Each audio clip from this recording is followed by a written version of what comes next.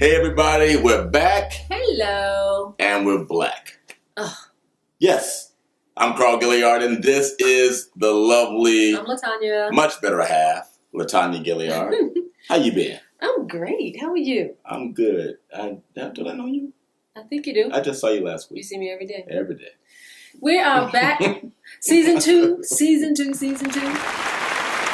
Yes. We got season 2. We got season 2. That's nice. Yes. So go ahead. What you going to talk about? Something? Well, we're just happy to be back and gonna be trying. Well, no, we are going to be answering a lot of your inboxes and questions again. Mm-hmm. But you know what? What we wanted to talk about briefly today is what I've noticed. Not with just my ladies, I'm sure, but people are tired of relationships. Yeah, they're tired. I mean, I had a scenario in my Chicks and Nuggets poll, and I just throw these crazy situations and relationships out there and see what kind of responses I get, because I am a coach, so I see how I can actually help people. Right? I mean, one girl was just like, yeah, I'm tired of all these feelings and all that stuff. I'm done, I was like, okay. But I get it. I do get it. Because you get tired after a while of trying to make a relationship work, trying to date and trying to, hold yourself, out there right. And it's just... And hitting the dead ends and all that stuff. Yeah, it can be really tiresome. We've been blessed to have each other. Yeah. But I can imagine being out here still now. Well, when you brought that up to me, it resonated because I also have friends who have said the same thing to me, and I have to say that they are women for the most part. Guys, we kind of find our way. If we can't have what we want, we'll just have what we can get. In the meantime, this is how we are. I'm sorry. This is how men are. So anyway, it made me think about a pastor who discipled me some years ago. He took me to lunch once, and he told me about givers and takers. He said there are 3 types of relationships. There are the ones where you have 2 givers, the one was a giver and a taker, and the ones where there are 2 takers. The most frequent and most readily seen relationships is with 1 giver and 1 taker. That's most relationships. That's the majority. That's the majority, okay? And those are, he called those neurotic. Now, those can last for years, but those are the ones who are going through the motions. They're not really happy, but they're content to be together. They got a rhythm, a routine, but they're not very happy. No. Many of those fizzle out and become divorces, but many don't. They just go on, and they're sleeping in separate bedrooms. They'll be doing a lot of things. They're not getting along, but they're together. They just keep it going. For whatever reason. Yes, the most frequent. The second less frequent relationships are the 2 takers. Now, those 2 people may kill each other. I mean, just seeking their own way, manipulating each other, just taking, both of them going back and forth. It's almost like a taker contest. It could be like an American Idol of takingness. I mean, that's what they do to each other. Yeah. And those don't last long. They fizzle out very quickly. Yeah. Now, the third relationship and less frequent relationship is 2 givers. Those would be the ones that are effortlessly going through life, laughing, kissing, holding hands. They're 75 years old, and they just love each other. They just love each other. They can't see their lives without the other person, and yet serving each other. And it's easy. And so not taking it from themselves. They just are giving. They're just giving and giving and giving and giving. Outdoing each other with who can give each other what. Just But that's.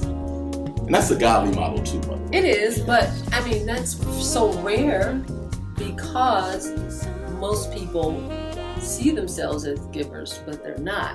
Like if you put yourself, if I had a room with 20 people here and I said, okay, who thinks they're a taker? Nobody's going to raise their hand. No one. But we know that some takers in that 20 crew, that group of 20. Most of us are takers. Now, the reason why I bring that up is because, first of all, as tired as we are of relationships, very few people want to be by themselves. Right. We all want that sublime love in our lives, don't we? I know I do, and I'm honest about that to myself. So there's no way to get that by sitting on the sidelines of being tired. Yeah, you got to get out there. You got to socialize. You got to date.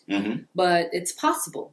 It is possible, and you've probably hit the brick wall more than you've had. If you want to attract a giver in your life, you must be one. A giver. And it's a self-inventory that you got to be honest with yourself about. Yeah. And that's what caused what happened when this brother talked to me about that, told me that story, is that I said, you know what?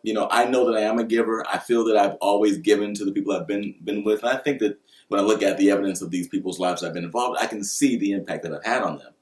But I wanted to be really sure that I had thoroughly vetted that part of my life in my spirit. And so I wanted to become as much of a giver as possible. And let me tell you something else, too, about giving. Even though it's easier said than done, and you feel like you're giving yourself away, when you give and you benefit other people, you feel better. Yeah, and it also gives you more traction to be able to go on if you're giving from a very pure motive, as much as you can as a human being. Right. To give to relationships. And you're also going to attract. When you attract a taker and you are a real giver, number one, you can see they're a taker because you're a giver. You can see it more easily. And number two, they can see it. They will run from you like roaches when the lights come on if you are a real giver. That's right. But the key word to me right there is real. Mm-hmm. Because a lot of times, like I said, if you had a lot of ladies, let's do ladies. If you had a lot of ladies in the room, and we know we're emotional, we're mothers, most of us, so we do give and give some more. But when it comes to that significant other, that spouse or that boyfriend or whatever, we think we're still in that giving mode. But I'm going to tell you something. If you find yourself over and over in relationships that seem to just fizzle out because you're bumping heads. And you're imposing your will on the other person. Yeah. You should never be doing that. Yeah, you can probably have a heart of a giver, but deep down in that subconscious, in your mind, you are not. You're more of a taker. And that's why you attract a taker, because you want to say and appear that you're all that and you're a good catch. But if you're still single for years because you haven't attracted somebody who, when it works and it's easy, you really have to check yourself. You got to look in the mirror and go what am I doing? What am I doing wrong? Yeah, it could be you. Issues. You. Well, the whole thing about being a good catch, I ask this to ladies all the time. And some of these women really are very good catches. But if the brother don't agree that you're a good catch, you may be objectively a good catch, but if it's not to him, it doesn't matter. He's not into you.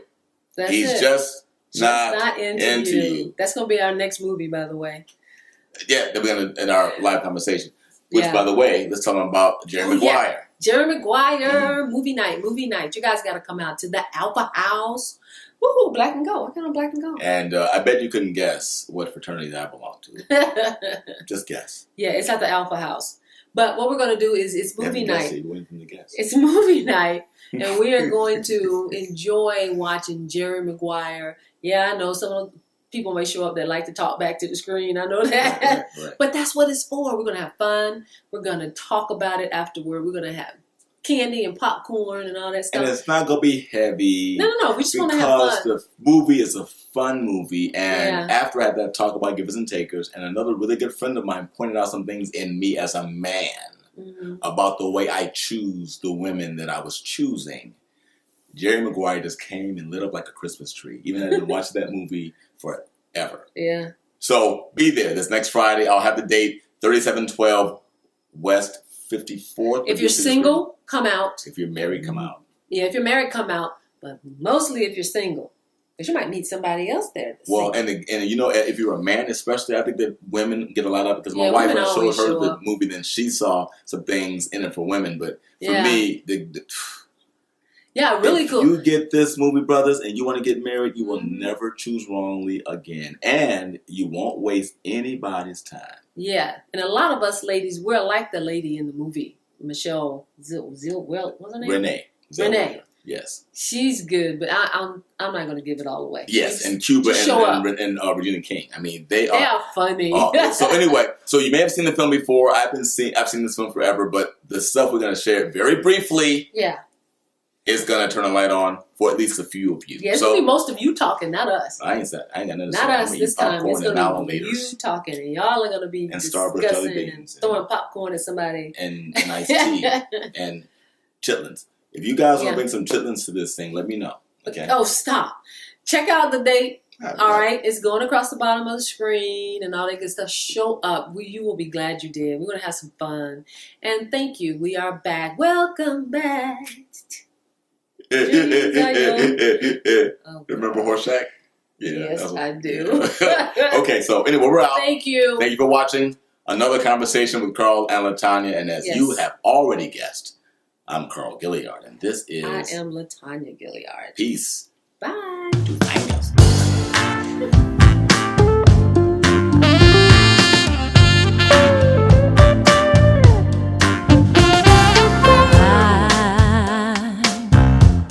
I'm so in love with you.